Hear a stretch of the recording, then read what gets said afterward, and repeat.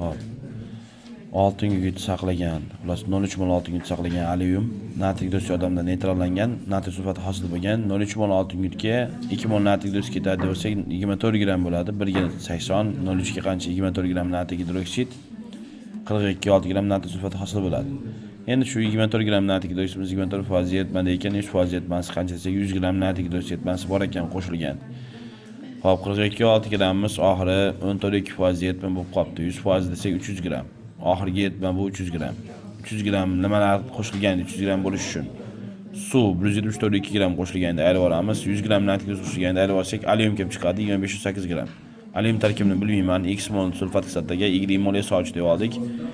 Oltin yutlar bittadan bo'lgan chekarasida ham X plus Y teng 0,3 mol oltin yut 98 X plus 80 Y teng 2508 gram. Deymani uchun 80 ga bitirib shunda Y lar yo'q ketadi. Aylasak 18 X teng 1,8 ga X teng 0,1 ga Y teng 0,2 ga bo'lib qoldi. Erituvchi va erigan modda nisbati 0,1 ga 0,2 yoki 1 ga 2 degan javob.